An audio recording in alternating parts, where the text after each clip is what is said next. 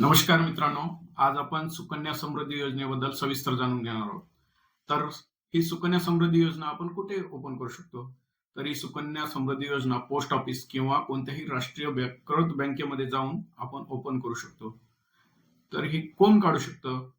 तर 10 वर्षाखालील मुली, ज्याची 10 वर्षाखालील मुलगी आहे, तिच्या नावाने त्याच्या पालकाद्वारे ऑपरेटेड हे अकाउंट असतं.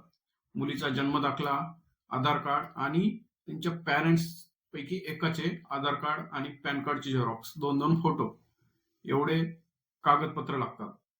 आणि तुम्हाला किती पैसे भरायचे, व्याजदर किती भेटणार? तर तुम्ही कमीत कमी सुरुवातीला ₹250 भरून अकाउंट ओपन करू शकता. आणि एका फायनान्शियल इयरमध्ये तुम्हाला 1.5 लाखापर्यंत रक्कम भरता येते. याला मंथलीचं काही बंधन नाही आणि किती वेळा भरायचं याचं बी काही बंधन नाही. तुम्ही किती वेळा पैसे तुमच्याकडे जसे पैसे जमा होतील तसे तुम्ही पैसे जमा करू शकता. म्हणजे मंथली पण भरू शकता आणि जेव्हा पैसे येतील तेव्हा भरू शकता. महिन्यामध्ये 2 वेळेस पण तुम्ही पैसे भरू शकता.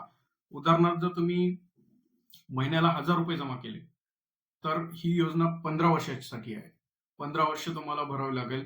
तर तुमचे एका वर्षाला 12,000 म्हणजे 15 वर्षाचे 1,80,000 तुमचे जमा होतील. तर याला व्याजदर किती आहे? तर ह्या योजनेला सध्या 8.2% व्याजदर आहे. ह्या व्याजदरानुसार तुम्हाला 3 पट व्याज भेटेल याचा. म्हणजे तुमचे 1,80,000 रुपये जमा होणार, तर त्याला 3,74,000 जवळपास व्याजदर भेटते आणि एकूण मॅच्युरिटी रक्कम तुम्हाला 5,54,000 च्या जवळपास भेटते. तर तुम्ही हे विथड्रॉल कोण करू शकतं? मुलगी 18 वर्षाची झाल्यानंतर, 18 वर्ष कंप्लीट झाल्यानंतर मुलगी अकाउंट होल्डर असते. स्वतः ती ते पैसे विथड्रॉल करू शकते आणि 15 वर्ष ही योजना भरायची आणि 6 वर्ष मॅच्युरिटीसाठी ठेवावं लागेल. म्हणजे पूर्ण 21 वर्षानंतर ही मॅच्युरिटी अमाउंट तुम्हाला उचलता येते. मग त्याच्या आधी जर अकाउंट होल्डरची डेथ झाली किंवा अकाउंट होल्डर पैकी त्याच्या वडिलांची डेथ झाली, तर अकाउंट ओपन केल्यापासून कमीत कमी 5 वर्षानंतर तुम्हाला हे पैसे उचलता येतात.